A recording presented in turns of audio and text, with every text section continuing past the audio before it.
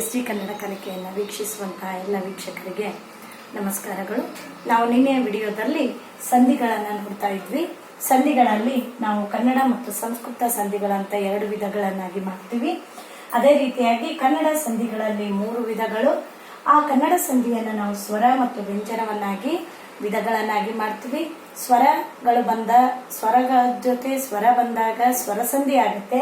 ಆ ಸ್ವರ ಸಂಧಿಗಳಲ್ಲಿ 2 ವಿಧ, ಒಂದು ಲೋಪ ಸಂಧಿ, ಒಂದು ಆಗಮ ಸಂಧಿ.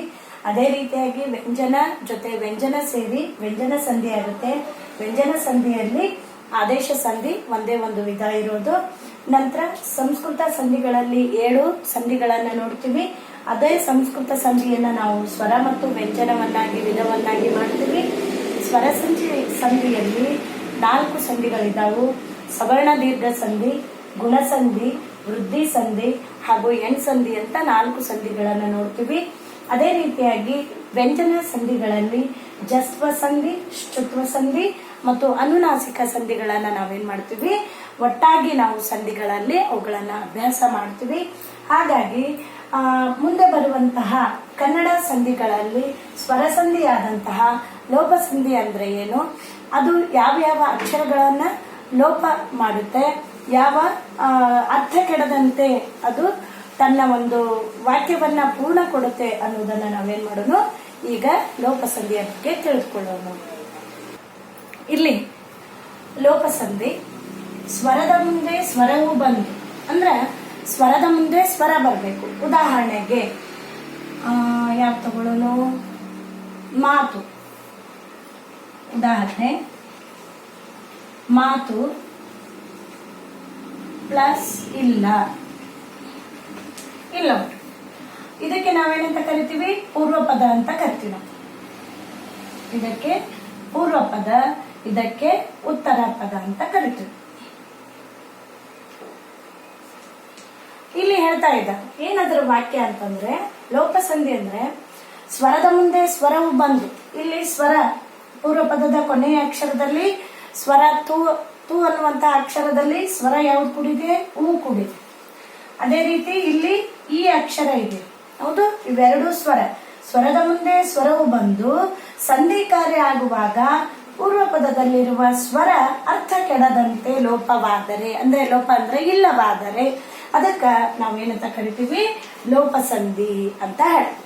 ಇದು ಏನ್ ಬಂತು ನೋಡ್ರಿ, ಮಾತಿಲ್ಲ. ಮಾತು ಪ್ಲಸ್ ಇಲ್ಲ, ಮಾತಿಲ್ಲ.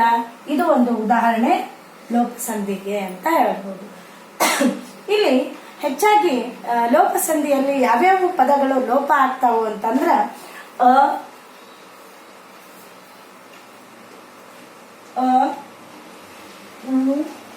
ಈ ಎ.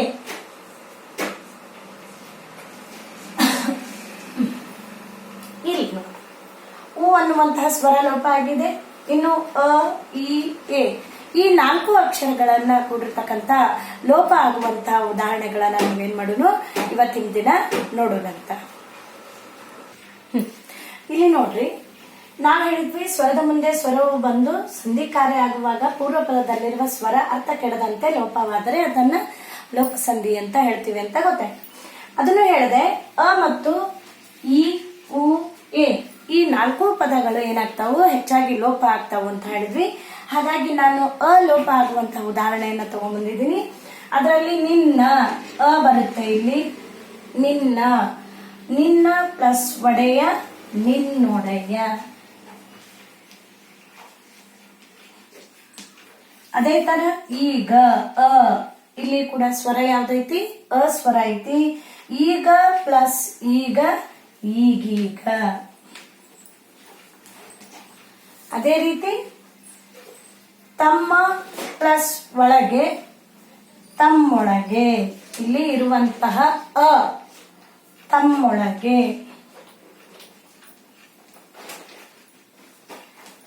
ನೀವು ಕೂಡ ಲೋಪ ಆಗುವಂತಹ ಉದಾಹರಣೆಗಳನ್ನ ತಗೊಂಡು ನೀವೇನ್ ಮಾಡ್ರಿ, ಹೆಚ್ಚಿನ ಒಂದು ಉದಾಹರಣೆಗಳನ್ನ ಬಿಡಿಸ್ರಿ ಲೋಪಸಂಧಿಯಲ್ಲಿ ಅಂತ ಹೇಳ್ತೀನಿ. ಅದೇ ರೀತಿಯಾಗಿ ಈ ಲೋಪ ಆಗುವಂತಹ ಉದಾಹರಣೆಗಳು ಯಾವ್ಯಾವ ಬರ್ತಾವು ಅಂತ ನಾವು ನೋಡೋಣ. ಇಲ್ಲಿ ಊಕಾರಕ್ಕೆ ಇರುವಂತಹ ಲೋಪಗಳನ್ನ ನಾವು ನೋಡೋಣ. ಅಂದ್ರೆ ಇಲ್ಲಿ ಯಾವ ಸ್ವರ ಬರುತ್ತೆ? ಊಕಾರ ಬರುತ್ತೆ. ನೂಲು, ಇದು ಕೂಡ ಊಕಾರ ಬರುತ್ತೆ. ತವರು, ಇಲ್ಲಿ ಕೂಡ ಪೂರ್ವಪದ ಊ. ಉಸಿರು, ಇಲ್ಲಿ ಕೂಡ ಪೂರ್ವಪದ ಊ ಬರುತ್ತೆ. ನಾನು, ಇಲ್ಲಿ ಕೂಡ ಪೂರ್ವಪದ ಊ ಬರುತ್ತೆ. ನಮ್ಮ ಲೋಪಸಂಧಿಯ ಪ್ರಕಾರ ಪೂರ್ವಪದದಲ್ಲಿರುವ ಸ್ವರ ಅರ್ಥ ಕೆಡದಂತೆ ಲೋಪ ಆಗುವುದು. ಉದಾಹರಣೆಗೆ ನಾವು ಪ್ಲಸ್ ಎಲ್ಲ, ನಾವೆಲ್ಲ. ಇಲ್ಲೇನಾದ್ರೂ ಅರ್ಥ ಕೆಟ್ಟೋಯ್ತಾ? ಇಲ್ಲ.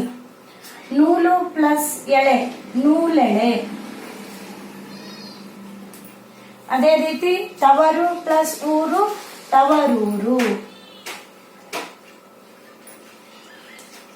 ನಂತರ ಉಸಿರು ಪ್ಲಸ್ ಆಡು, ಉಸಿರಾಡು.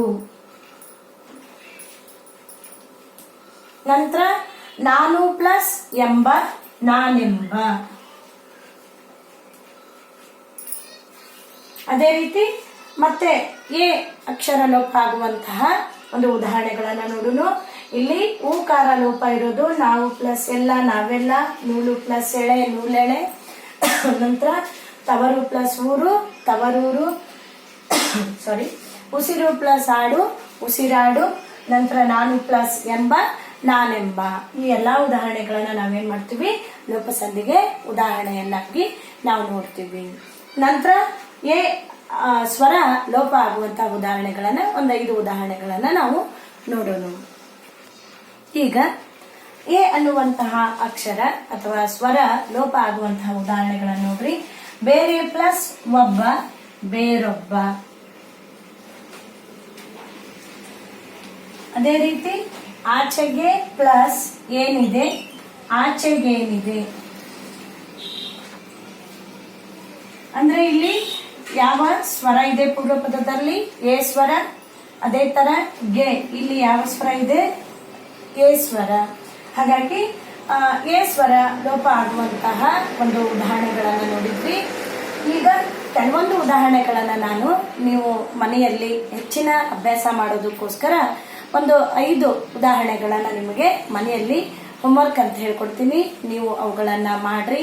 ಹೆಚ್ಚಿನ ಅಭ್ಯಾಸಗಳನ್ನ ಲೋಪಸಂಧಿಗಳಲ್ಲಿ ಮಾಡ್ರಿ. ಯಾಕಂದ್ರೆ ಅದು ಬಹಳಷ್ಟು ಪರೀಕ್ಷೆಗೆ ಅಥವಾ ಪರೀಕ್ಷೆ ದೃಷ್ಟಿಯಲ್ಲಿ ಬಹಳ ಮುಖ್ಯವಾಗಿರುತ್ತೆ ಅಂತ ಹೇಳ್ಬೋದು. ಇಲ್ಲಿ ಉದಾಹರಣೆಗಳನ್ನ ನೋಡೋಣಂತ.